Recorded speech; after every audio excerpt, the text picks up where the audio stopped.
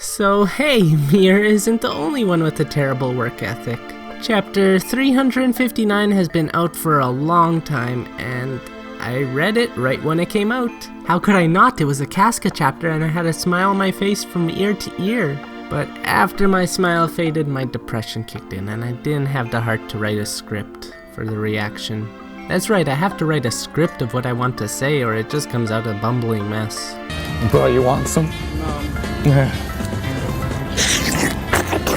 I'm gonna stop explaining why I'm late at the beginning of every one of these reactions, because I think I've done it more than once, and instead I'm just gonna pretend that I do this on purpose to remind everyone Berserk exists and refresh your memory before chapter 360 comes out next year.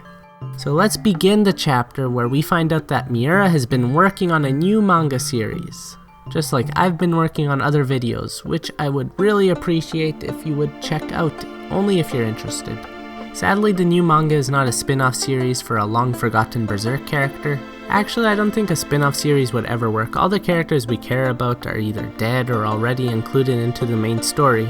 Instead, this is an entirely new property called Doranki, which looks like it looks like a lolly fantasy manga. This has happened before when Miura branched off to complete a short manga series called Gigantomachia. Now I did read Gigantomachia. and I thought it was good. I don't remember much more about it than it just having really great artwork. And for some reason Thick Guts needs to drink lolly juices one time to gain his strength and recover? Like what? So yeah, I think I'll pass on this one. From what I've read on image boards, correct me if I'm wrong, but this manga's story is written by Miura and the art is drawn by his assistants to help train them to work on Berserk. Sounds like a bunch of PR talk explaining why this won't affect Berserk chapters. But if it's not, hopefully his assistants can get the training they need to help Miura finish Berserk. Oh my god! Look at this dog, the fur is so detailed! Halt production on Doranki and move everyone responsible for this dog to Berserk's team. It's just so fluffy I could die! I sidestepped the chapter for long enough. After an entire year of waiting, we finally got the Casca chapter. Seeing her get a haircut and shed her fancy dress in favor for a sword was really reassuring. Our strong, independent, and hopefully slightly bitchy female protagonist is back to her roots. And Puck's comment was truly apt for the situation. We have been waiting 20 years, you cheeky fourth wall breaking bastard, thanks for rubbing it in. Now I was all for her staying behind an elf helm, and hopefully being safe from Griffith and the Apostles. But it seems now like she'll travel with the group wherever they might go. Now knowing that Griffith can teleport around, who's to say that they won't be forced to leave Elfhelm soon? On the next page, Casca makes her awkward introduction. Just like when you're having a family dinner party and you decide to come down after being in your room for a while and everyone looks at you. And that one guy says, "Look who decided to come down." Don't stare, you're making it awkward. She remembers everyone that helped her and pursued her during the Conviction arc and all other arcs. Even Luca and the other ladies of the night that helped protect her in the refugee camp. Miura bringing up this panel as well as introducing Luca back into Falconia 100% confirms to me that everyone, including Casca, is going to make their way to Falconia in the very, very near future. And really, they have nowhere else to go. We have to be transitioning to the endgame, and Miura, you're just dragging your feet here. Casca's last heartfelt thank you was for Farnese, who did the most to protect her and nurtured her like a mother. We get somewhat of a tearful goodbye between the two characters, as Farnese's little Casca is all grown up and has flown the coop. She doesn't need Farnese's constant watchful eye anymore, which kinda relieves her of her major duties within the group. Good thing Miura set up her wanting to learn magic from Shurike, so she doesn't seem like an unnecessary tag-along. We already have one Serpico, we don't need two. I don't think her feelings for Guts will even play a concrete role in the story. In fact, they might have already been resolved when she was on her journey in the dream world to rescue Casca. Well, as resolved as they can be.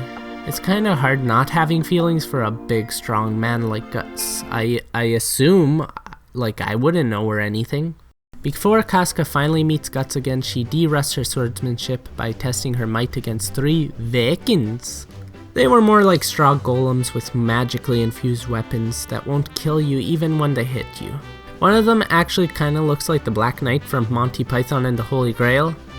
But maybe I just see that because after Casca whips their butts, you see him reaching for his arm like nothing's wrong. 'Tis but a scratch. A scratch? Your arm's off. No, it isn't. I really hope that they're gonna give her something more magical than just a sword to defend herself. Just like Isidro and Serpico got magical weapons from Flora.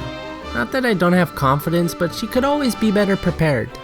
For all we know, the sword she has might actually be magical and she just hasn't been taught where the on button is. The closing scene was really heartbreaking. Guts alone behind a tree while all he can do is listen to Casca reminisce with his friends. He worked so hard to get her back, 20 years for us to read her, and she can't even look at him. It's actually even worse than that, just talking to him brings back memories of the old Band of the Hawk and the Eclipse, leaving her motionless and seething on the ground. It's probably a bittersweet feeling for Guts as he knows that Casca is herself now and has friends along her side, but he can't be close to her, which is what he truly wants. It's really sad because Guts goes through these cycles of being alone, finding people he can open up to and trust, and then losing them again and being forced into solitude. I'm just happy that it wasn't in the form of another eclipse, but it's still heartbreaking for me to see. To lighten the mood with some dark humor, it's kinda like Guts and Casca went through a divorce and Casca got to keep all of Guts' friends. I don't know if she can actually travel with Guts if this keeps happening.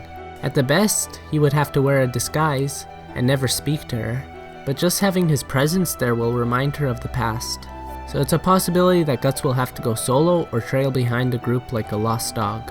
There is hope from what the Fairy Queen said. They gave Casca the ability to finally make the choice for herself, whether she can leave or, force Guts to leave, or wait for faded bonds to heal deep wounds.